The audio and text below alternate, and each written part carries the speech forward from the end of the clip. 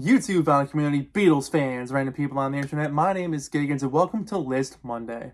Here on List Monday, we do a list and it happens on a Monday and we pick a band or a topic or a subject and songs you like, albums you like. Let's put them all together and make a list. How's that sound? Anyways, today is my top 10 favorite Beatles songs between 1962 and 1964. Let's go. At number 10, What You're Doing off Beatles for Sale. I love the timpani and the tom drums on this one. I think Paul's voice is really cool. A lot of good little catchy moments throughout this thing. A song that I feel is definitely remembered by Beatles fans, like hardcore fans, but if you're like a casual Beatles fan, maybe you haven't heard this track. So yeah, dig into What You're Doing. At number 9, I Want to Be Your Man. It's just fun, it's loud, it's brash. Ringo's having a time of his life on lead vocals.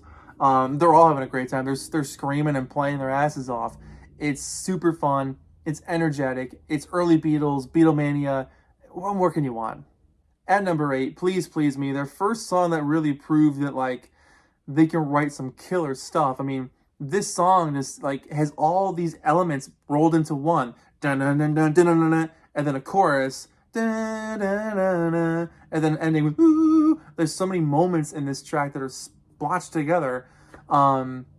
It's one of those tracks you hear where you're just like, song construction is like amazing. It's an amazing thing sometimes. Please Please Me. Number 7, And I Love Her off the Hard Day's Night record. The guitar playing on this thing is gentle and sweet. It sounds like nothing else that came out around that time, unless you're into like bossa nova or some swing stuff. But for a pop group that was writing, fun, exciting tracks like the Beatles had been doing, to have a really quaint little acoustic number that's like, it's a happy sounding song, but it's just like, it feels a little sad. They nail it. And I Love Her. Number 6, I Saw Her Standing There. I mean, 1, 2, 3, 5. Like, you're just in. You're locked into the groove. It's a rock and roll masterpiece. Every band plays this song. McCartney still does this one live. It's just rock and roll. It's fun. They're having a good time. They're screaming. They're playing their asses off again. It's fun. At number 5, All My Loving. Man, hearing George and Paul do the harmonies in the second half. What more can you say about this track? The way it stomps along in the chorus, the sort of like electric ballad feel that it's got is kind of incredible. I also love how it just cuts right in. Close your eyes. It just jumps right into the song. Again, a track like this proves why the Beatles were special and why they were experts at writing songs. They just knew how to do it. At number 3, also from A Hard Day's Night. This list is a little bit of Hard Day's Night heavy, but I should have known better. The harmonica in the beginning is so good. The chorus is so good. The way the song ends is amazing. It just feels happy. The whole thing is just like a joyous expression of love. They nail it with this one. And the last 2 might also be a bit of a surprise, but at number 2, Tell Me Why. The harmonies on this track are amazing.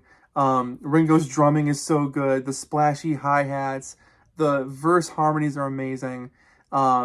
Everything about this song just sounds like Beatlemania, and specifically because you think of the Hard Day's Night movie with this track. But it's happy, it's joyous, it rocks the whole way through. It doesn't let up once. It, for me, encapsulates that cheery, optimistic early Beatles sound before things got really heavy. And to jump on that same sentiment, at number 1, It Won't Be Long. It kicks off with the Beatles. They stuffed it on Meet the Beatles. This track is just like, it pummels you with its excitement. The back and forth between Paul and John. It won't be long. Yeah, yeah, yeah, yeah, yeah, yeah. It's so good. Ringo is cranking on this thing. The ending is so Beatle-esque. No bands were making sounds like that. They were taking things that were done during the big band era and putting that into their vocals. Nobody was doing that. So they were mixing different genres and eras with their current pop rock thing. It just feels like Beatlemania. So at number 1, It Won't Be Long. So there you go. My top 10 favorite Beatles tracks between 62 and 64. Again, with this video, I tried to avoid singles as much as I could. You can't help it sometimes, but I tried to showcase songs that don't get talked about as often.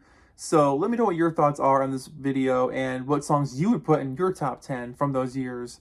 Very curious to hear your thoughts, but that's it. My name is Giggens. Thanks for watching, and I'll see you next Monday on List Monday. Okay, bye.